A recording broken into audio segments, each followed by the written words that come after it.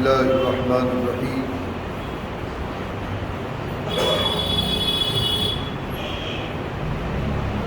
قال النبي صلى الله عليه وسلم من أراد الحج فليتعجل أو كما قال عليه السلام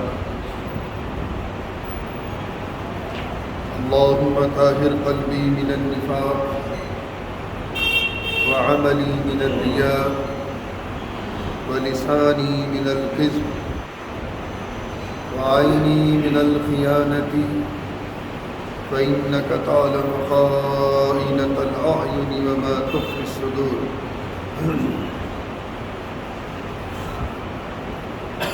عزیزان گرامی، گزشتہ جمعوں سے حج کی تفصیل، اس کے مسائل، حج کا نصاب، عمرہ اور حج تمتع کی تفصیل، یہ درس جمعے میں آپ حضرات کے سامنے آ رہی ہے۔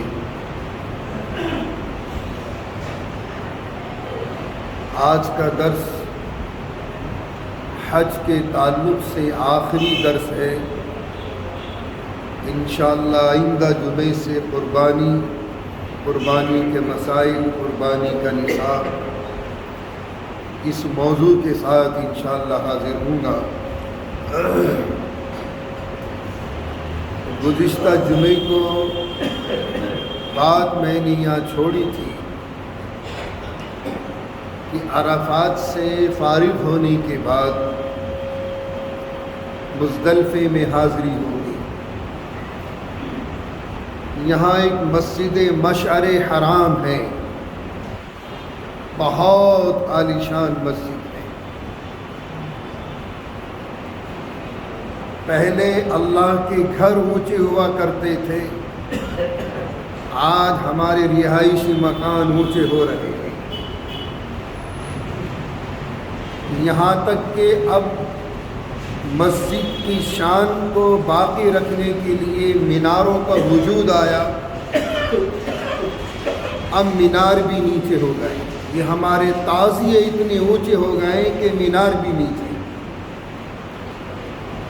یہ شاہ جہانی جامع مسجد کو آپ جانتے ہی ہوں گے، یہ شہنشاہ شاہ جہاں نے بنوائی تھی۔ اس کی شان یہ ہے کہ اس کا فرش اور لال قلعے کی چھت بالکل لیول میں ہے۔ یہ شان ہوا کرتی تھی کہ اللہ کے گھر سب سے اونچے ہو۔ آج رہائش مکان سب سے اونچے ہیں، اللہ کے گھر نیچے دب گئے۔ بہرحال مسجد مشعر حرام بہت عالیشان مسجد ہے، اگر اس کی جماعت سے نماز مل جائے تو فبیہا، ورنہ جب حاجی عرفات سے فارغ ہو کر واپس آئے گا مزدلفے میں تو مغرب کا وقت گزارے گا۔ جب مغرب کا وقت نکل جائے اور عشاء کا ٹائم شروع ہو جائے تو پہلے مغرب پڑھے گا، پھر عشاء پڑھے گا۔ یہاں سے کنکریاں اٹھا لیں، 75-80 کنکریاں تقریباً کم و بیش، اور فجر پڑھ کے مزدلفے میں طلوع ہوتے ہی آپ نکلیں گے مینا کی طرف۔ یہاں سب سے پہلا مرحلہ ہے بڑے شیطان کی کنکری مارنا، جمرہ عقبہ جس کو کہا گیا، یہ مکے کی جانب پڑے گا۔ جب آپ مینا سے چلو گے عرفات رمی کے لیے تو پہلے چھوٹا شیطان، پھر وہ بیچ کا، پھر بڑا، جمرہ اولا، جمرہ وسطیٰ، جمرہ عقبہ۔ تو پہلے دن بڑے شیطان کے ساتھ کنکریاں مارنی ہیں جو چنے کی برابر ہوں، اور اس چٹکی میں لے لیں اور بغل ہاتھ اتنا اونچا کر لیں کہ یہ بغل نظر آ جائے، پھر بسم اللہ اللہ اکبر کہہ کر وہ شیطان کے کنکریاں ماریں. 7 کنکریاں مارنی ہیں. یہیں سے آپ کا تلبیہ منقطع ہو جائے گا. اب تلبیہ نہیں پڑھیں گے آپ. یہاں سے نکل کر آپ خیر کے ساتھ مینا میں آئیں گے. پہلے قربانی کریں گے اور پھر اپنا حلق یا قصر کرائیں گے, سر منڈوائیں گے. یہ تینوں چیزیں احناف کے یہاں واجبات میں سے ہیں. یہ ترتیب رہے گی. پہلے دن بڑے شیطان کے کنکریاں مارنی ہیں, اس کے بعد پھر قربانی کرنی ہے, پھر سر منڈوانا احرام سے باہر. یہ آپ کا حج ہو گیا. یہ ترتیب احناف کے نزدیک تو واجب ہے. اگر تقدم و تاخر ہو گیا تو پھر دم واجب ہو جائے گا.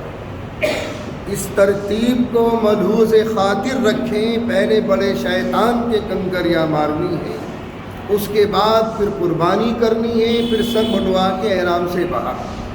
احرام کی ساری پابندیاں ختم, آزاد ہو گئے, لیکن اپنی عورت کے قریب نہیں جا سکتے. یہ پابندی عائد رہے گی جب تک کہ طواف زیارت نہ کر لیں.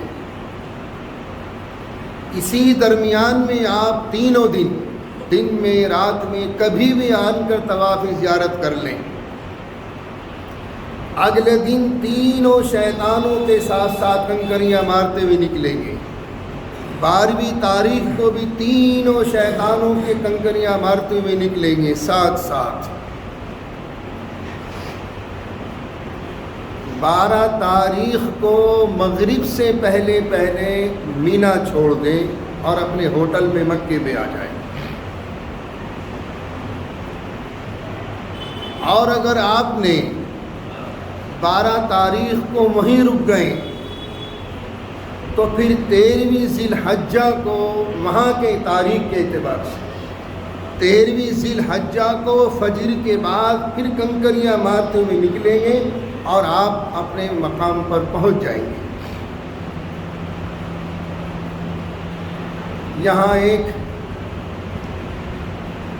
مسئلہ بھی تھوڑا سا ذہن نشین فرما لیں.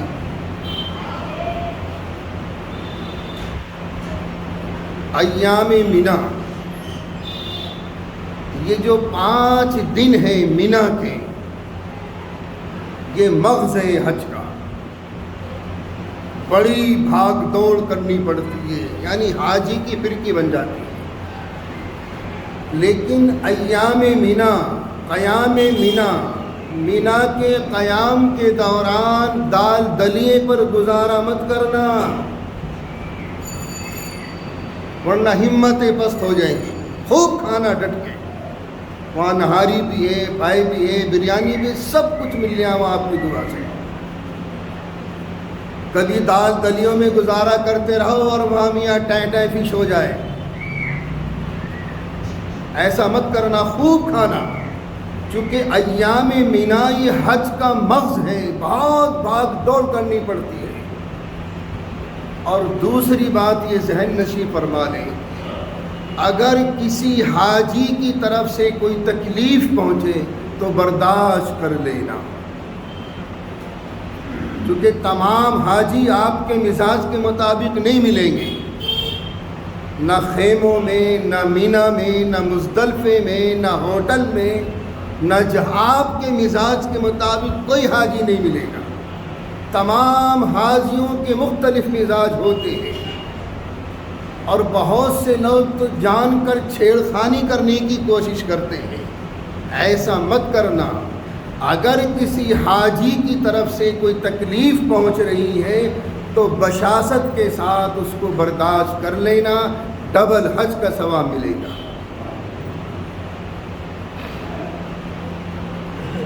اور اگر اللہ نے گنجائش دی ہے تو خرچ کرنا, اپنی حاجیوں کے ساتھ جتنے آپ کے ساتھی ہیں خوب دل لگا کے خرچ کرنا. چونکہ حج کرنے کے بعد آقا نے گارنٹی دی ہے کہ پھر میرا امتی وہ غریب نہیں ہو سکتا. اگر بدعمالیاں شروع کر دیں تو اس کی سزا تو بھگتنی ہے۔ یہاں ایک فضیلت اور ذہن نشین فرماتے چلے، صحابہ نے حضور پاک صلی اللہ علیہ وسلم سے پوچھا تھا، یا رسول اللہ ہم یہ کنکریاں مارتی ہیں کہاں غائب ہو جاتی ہیں؟ ارشاد فرمایا میرے صحابہ، جن کا حج اللہ قبول کر لیتا ہے ان کی کنکریاں تو ملائکہ اٹھا کر لے جاتی ہیں، اور جن کا حج اللہ مقبول نہیں کرتا، قبول نہیں ہوتا من جانب اللہ، ان کی کنکریاں پڑی رہتی ہیں۔ اب تو ٹینکر آتے ہیں وہ اٹھا کر لے جاتے ہیں، لیکن جن کی کنکریاں فرشتے اٹھا کر لے گئے سمجھ لینا کہ وہ عند اللہ حج مقبول ہو گیا، اور جن کی کنکریاں پڑی رہ گئیں وہ حج اللہ کے یہاں مقبول نہیں۔ تو یہ بھی دعا کرنا وہاں پہنچ کر کہ اللہ میاں ہماری کنکریاں ملائکہ اٹھا کر لے جائیں۔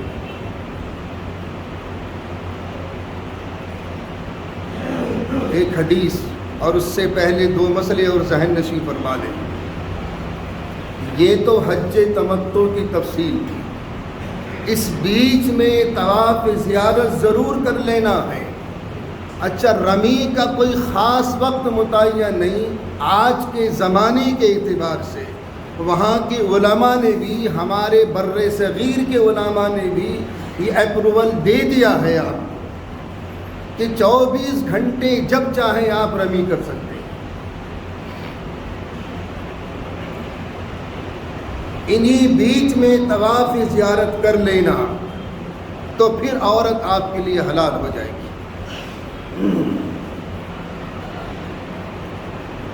یہ تو حج تمتع کی تفصیل تھی۔ مفرد، حج افراد کرنے والا، مقرن، حج قران کرنے والا، یہ دو محاورے ہیں مناسک حج کی کتابوں میں۔ حج افراد کرنے والا صرف حج کی نیت سے احرام باندھے گا میقات سے، اور جب تک سر نہ منڈوا دے جب تک وہ احرام کی حالت میں ہی رہے گا۔ البتہ مفرد پر قربانی واجب نہیں، مستحب ہے، کر لیں تو فبیہا، نہ کر رہے تو کوئی پکڑ نہیں ہے۔ البتہ مقرن پر قربانی واجب ہے، حج قران کرنے والے پر۔ یہ حج اور عمرے کی نیت سے ایک ساتھ احرام باندھے گا میقات سے، اور جب تک وہ کنکریاں مار کے پھر قربانی کر کے پھر سر منڈوا تک، جب تک سر منڈوائے گا نہیں یہ احرام سے باہر نہیں آئے گا۔ یہ حج افراد کی تفصیل ہے اور حج قران کرنے والوں کی تفصیل ہے۔ بہرحال آسان حج حج تمتع ہے، اور ہمارے بر صغیر کے حجاج اکرام اکثر و بیشتر حج تمتع ہی کرتے ہیں، کیونکہ حج قران کرنے والا اگر شروع میں چلا گیا تو پورے مہینے یا 40 دن یا 30 دن یا 32 دن یا 25 دن احرام میں رہنا بڑا مشکل کام ہے۔ لیکن کرنے والے جو عاشقان رسول ہیں وہ حج قران بھی کرتے ہیں، کیونکہ ہمارے آقا نے حج قران ہی فرمایا تھا۔ تو اکثر ہمارے اکابرین کو ہم نے خود دیکھا ہے کہ چاہے جتنے دن احرام کی حالت میں رہنا پڑے وہ حج قران ہی کرتے ہیں۔ البتہ یہ مسئلہ میں نے بتا دیا تھا کہ اگر حج کی چادریں میلی ہو جائیں تو بدل سکتے ہیں، انہیں دھو سکتے ہیں، اس میں کوئی دم وم واجب نہیں ہوتا۔ تو حدیث ذہن نشین فرما لیں۔ سیدنا حضرت عبداللہ ابن عباس رضی اللہ تعالیٰ عنہما اس حدیث پاک کے راوی ہیں، اور امام ترمذی رحمۃ اللہ علیہ نے اپنی جامع میں اس روایت کو نقل کیا ہے کہ حجر اسود کل قیامت کے دن اس حال میں لایا جائے گا، اس کی 2 آنکھیں ہوں گی، عینان یبصرہما، اس کی 2 آنکھیں ہوں گی اور دیکھے گا، اس کی زبان ہوگی اور بولے گا، اور جن لوگوں نے استلام کر لیا ہوگا ان کی گواہی دے گا کل قیامت میں۔ ایک حدیث تو یہ ہے۔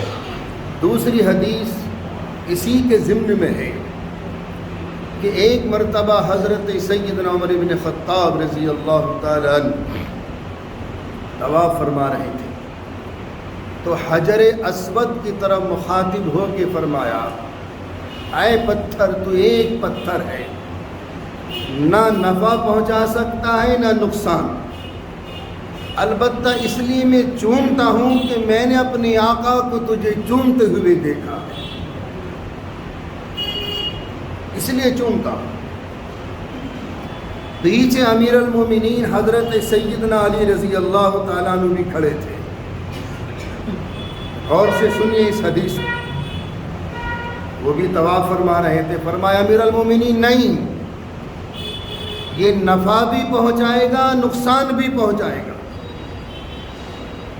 حضرت علی بڑے مدبر انسان تھے، اور جتنا وقت بچپن سے لے کر میرے آقا نے حضرت سیدنا علی رضی اللہ تعالیٰ عنہ کو 5 سال کی عمر سے پالا ہے، 5 سال کی عمر سے، تو نبوت سے پہلے کا زمانہ بھی اور نبوت کے بعد کا زمانہ بھی جتنا حضرت علی رضی اللہ تعالیٰ عنہ نے اپنی آنکھوں سے مشاہدہ کیا ہے، شاید کسی اور صحابی کو یہ مقام حاصل نہیں ہے۔ شب و روز حضور پاک علیہ السلام کی خدمت میں رہنا، گھرانے میں رہنا، 5 سال کی عمر سے حضور نے حضرت سیدنا علی کو پالا ہے رضی اللہ تعالیٰ۔ یہ پیچھے کھڑے تھے، فرمایا امیر المومنین نہیں، یہ نفع بھی دے گا نقصان بھی پہنچائے گا۔ برجستہ سوال کیا۔ امیر المومنین نے فرمایا علی کیسے؟ فرمایا امیر المومنین، جب اللہ رب العزت والجلال نے اپنے رب العالمین ہونے کا اپنے بندوں سے اقرار لیا تھا، جب اللہ رب العزت والجلال نے اپنے بندوں سے اپنا رب العالمین ہونے کا اقرار لیا تھا، تو اس اقرار کو کتاب میں درج کر کے حجر اسود میں جمع کر دیا تھا۔ یہ گواہی دے گا کہ اے اللہ، یہ تیرے بندے ایمان والے ہیں جنہوں نے تیرے رب العالمین ہونے کا اقرار کیا تھا، یہ مومن ہیں، اور یہ تیرے بندے کافر ہیں کہ جنہوں نے انکار کر دیا تھا۔ تو نفع بھی پہنچائے گا نقصان بھی پہنچائے گا۔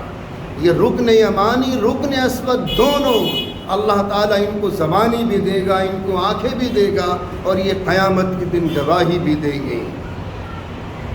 تو اللہ رب العزت والجلال ہم سب کو بار بار وہاں کی حاضریاں نصیب فرمائیں۔ وآخر دعوانا ان الحمدللہ رب العالمین۔ انشاءاللہ آئندہ جمعے سے قربانی اور قربانی کے مسائل کی تفصیل آپ حضرات کے سامنے آئے۔